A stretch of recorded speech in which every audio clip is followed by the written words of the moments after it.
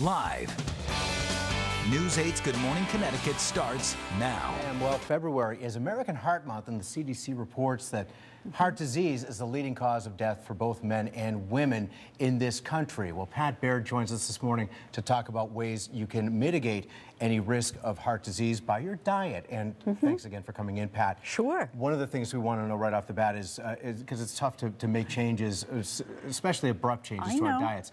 How do we at least begin to make those changes? Small, slowly. Okay. And that's the good news about heart disease, is that A, it's preventable and it's manageable. So as you probably know, what was really exciting is for the first time the Heart Association came out with specific guidelines for women this month.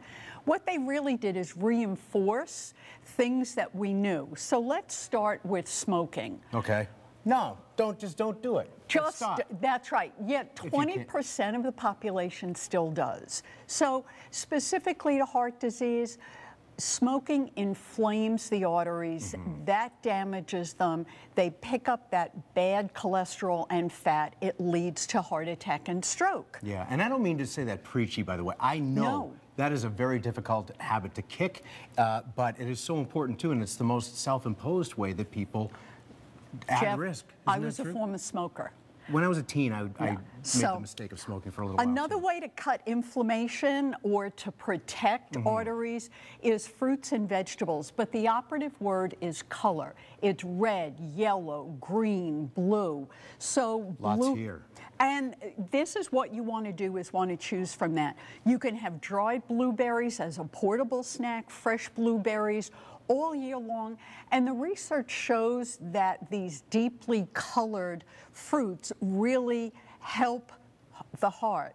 Last year, Harvard came out with a study that showed women who eat berries 3 times a week reduce their risk of heart disease 32%.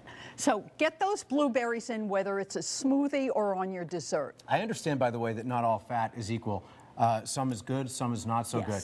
I need to know, by the way, is this fat good? Because I keep telling people this is good fat. You look pretty good. You're staying in shape, and I'm proud of you.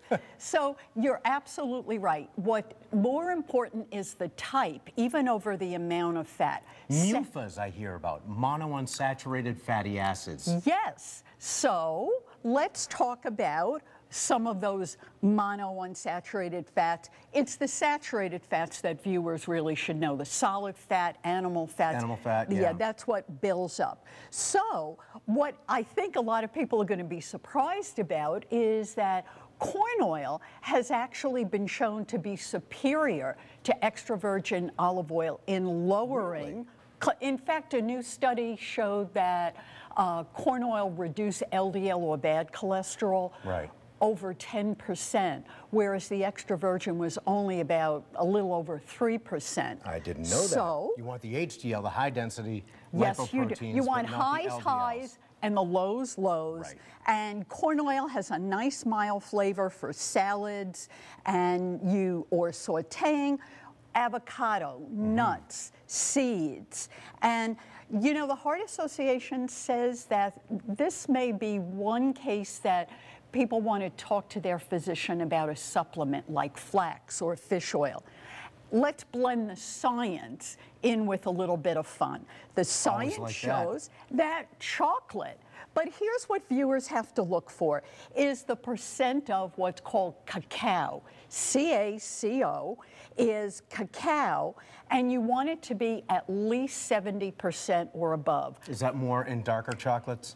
Yes, it is. It is. Nothing says fun like chocolate. We have to finish up, unfortunately. Okay. Is there anything we can get in right? Yes. Manage your weight and watch your portions, weigh and measure. Take a picture on your camera so that you can get an idea of what you're really eating throughout the day, and take care of your heart. Very good. So you can die of something else. Now, live a longer life. I'm just kidding. That's right. You know what? All right, thank you very much, Pat Baird. Always a pleasure to have you in here. And, of course, for more information and to watch this segment again, you can go to WTNH.com. It's that easy. Much more coming up. Good Morning Connecticut. We'll be right back. It's now 7:50.